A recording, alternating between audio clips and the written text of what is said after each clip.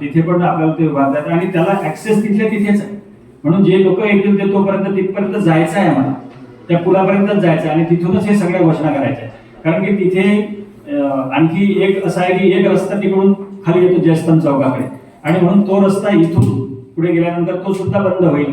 म्हणून आम्ही असा विचार करतो आहे की राजकमल चौक हे सगळ्यांच्या परिचयाचं आहे, सगळे लोक तिथे येतात. मेसेज पाठवणं महत्वाचं आहे, म्हणजे त्याच ठिकाणी गेल्या पाहिजे अशातला भाग नाही, पण मेसेज देणं गरजेचं आहे. म्हणून तिथे गेल्यानंतर जो इम्पॅक्ट होईल तो होईलच होईल, पण इथे सुद्धा तो आंदोलन केल्यानंतर इम्पॅक्ट कमी होणार नाही एवढं असं वाटतंय. आणि तिथल्या तिथेच असल्यामुळे आपण तिथल्या त्या पूर्ण भागामध्येच तो आंदोलनाचं स्वरूप राहणार आहे आणि मला वाटतं की आपला जो एक उद्देश आहे तो साध्य होऊ शकतो.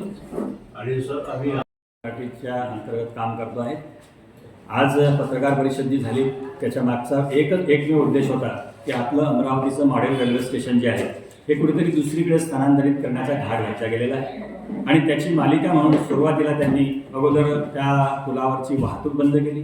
तो पूल नादुरुस्त आहे म्हणून हा मुद्दा समोर ठेवला आणि गेल्या 6 महिन्यापासून तो पूल नादुरुस्तच ठेवला, जेणेकरून जनसामान्यांमध्ये अशी भावना निर्माण होईल की आमचं मुख्य आवागमनाचं जे स्थळ आहे तेच बाधित झालेलं आहे आणि म्हणून जर याला रेल्वे स्टेशन जबाबदार असेल तर हे रेल्वे स्टेशनच दुसरीकडे गेलं तर जास्त चांगलं होईल. अशा प्रकारचा एक नकारात्मक भाव जनतेच्या मनामध्ये निर्माण करण्यासाठी तर हे पूल नादुरुस्तीचं कारण पुढे करण्यात आलेलं नसेल काय. आणि एवढ्यात तर काय झालं की त्या परिसरामध्ये जिथे रेल्वे स्टेशन आहे त्याच्यामध्ये एक संकुल उभारण्याचं काम सुद्धा सुरू झालेलं आहे आणि मग तिथून जर समजा ह्या पुलावरची नादुरुस्ती अशीच चालू राहिली तर जो आज वाहतुकीसाठी जी काही बाधा निर्माण झालेली आहे त्याच्यामुळे राजकमल चौकात येणारा फक्त विद्यार्थी असो, गावकरी असो, बाहेरचा कोणीतरी आपला व्यक्ती असो तर तो रेल्वे स्टेशनपर्यंत येऊ शकत नाही, बस स्टँडपर्यंत मेन बस स्टँडपर्यंत जाऊ शकत नाही, कॉलेजेसपर्यंत जाऊ शकत नाही आणि तिकडच्या पूर्ण त्या भागामध्ये कुठेही जाण्यासाठी त्याला ॲक्सेस तिथे राहिलेला नाही.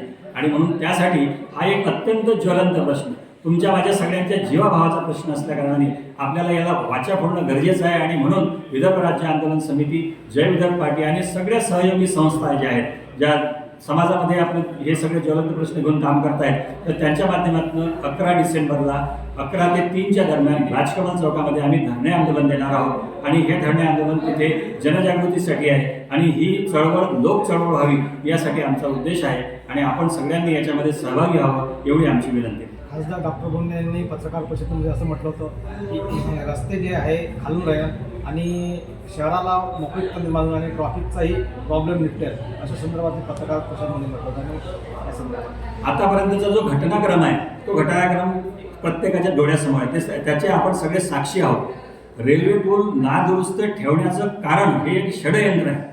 खरं तर सांगतो की आता इतकी अद्ययावत यंत्र सामुग्री निर्माण झालेली आहे आणि 2 दिवसामध्ये ते सर्व तिथे आपण नादुरुस्त झालेला पूल दुरुस्त करू शकतो.